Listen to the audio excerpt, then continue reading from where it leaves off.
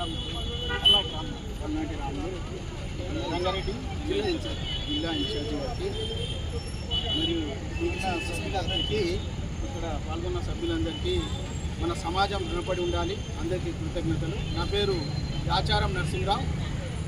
అయితే మీరెవరైతే ఏవైతే చేస్తున్నారో ఇప్పుడు సమాజంలో 93% బహుజనులు ఉన్నారు.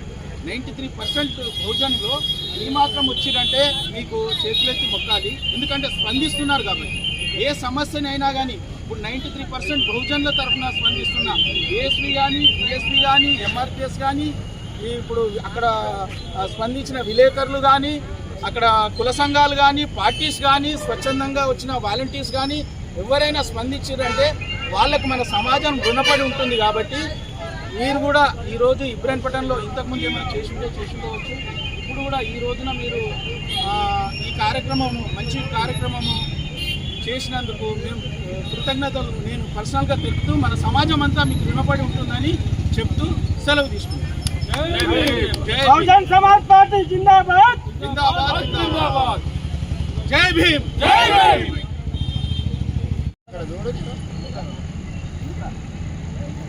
వాయిస్ క్లియర్గా వస్తుంది కానీ రెడీ. నాగర్ కర్నూలు 18వ మీరు ఈ ఇన్ఛార్జ్ దేనికి చెప్పండి. మీ పేరు? పల్నాటి రాములు. అలాంటి రాములు బహుజన సమాజ్ పార్టీ రంగారెడ్డి జిల్లా ఇన్ఛార్జిగా కొనసాగుతున్నాను. ఓకే.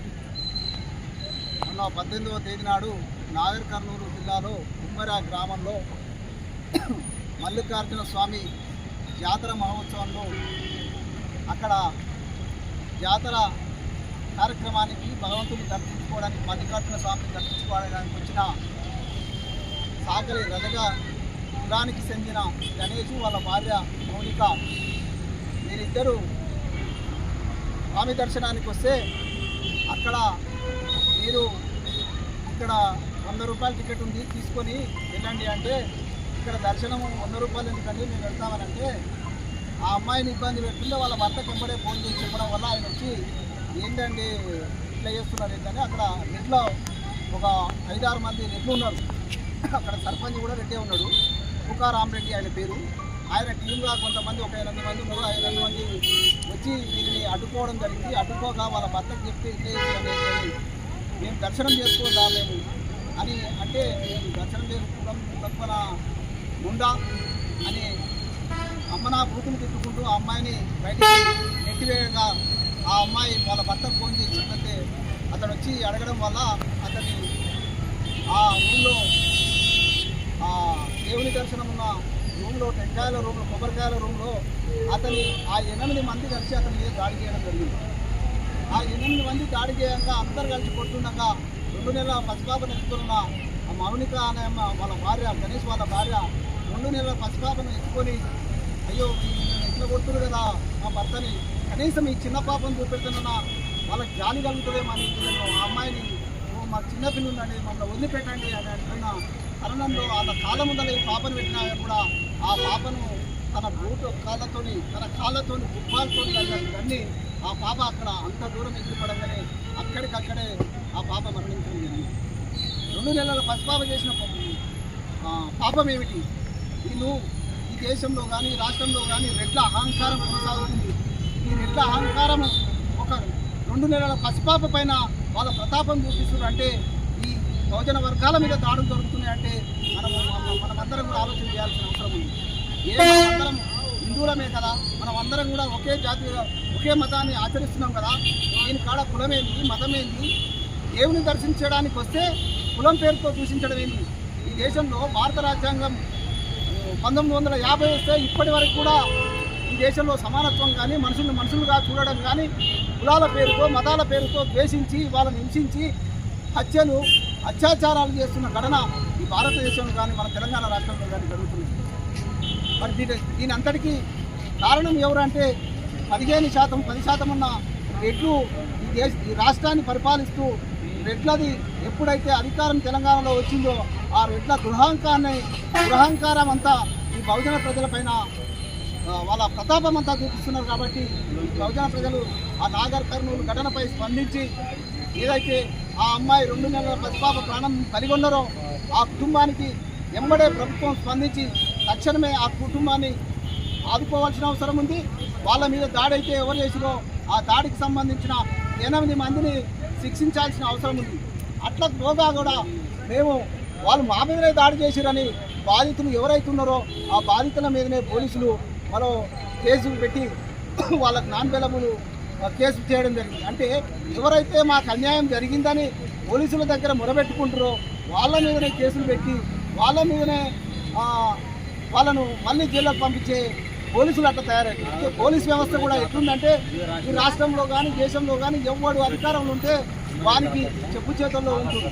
పోలీసులు అనేది ఒక రాజ్యాంగబద్ధంగా ఒక ఉద్యోగస్తునిగా రాజ్యాంగబద్ధంగా నీ ఉద్యోగం వచ్చి నడుస్తుంది, నీ సర్వీస్ మొత్తం కూడా రాజ్యాంగబద్ధంగా నడుస్తుంది. రాజకీయ నాయకులు అనేటోళ్ళు ఇవాళ ఉన్న ప్రభుత్వం 5 సంవత్సరాలు దాటితే ఇంకో ప్రభుత్వం వస్తుంది.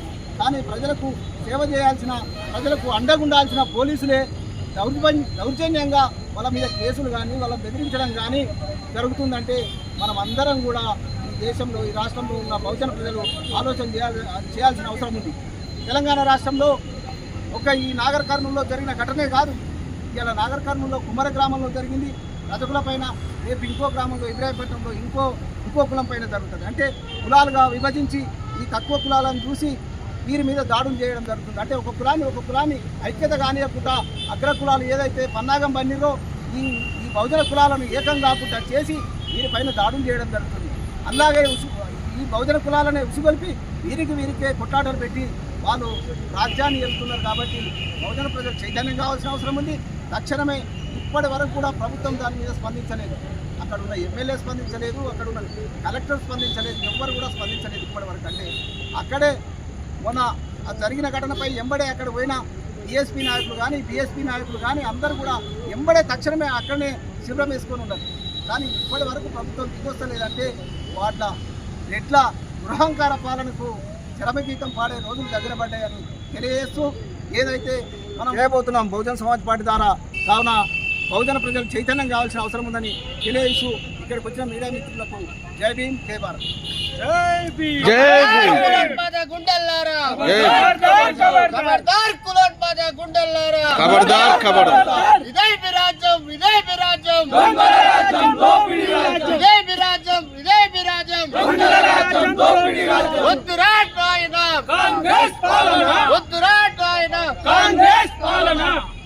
ప్రజాపాలన కాదురా ప్రజలను చంపే పాలన, ప్రజాపాలన కాదురా ప్రజలను చంపే పాలన, ప్రజాపాలన కాదురా ప్రజలను చంపే పాలన.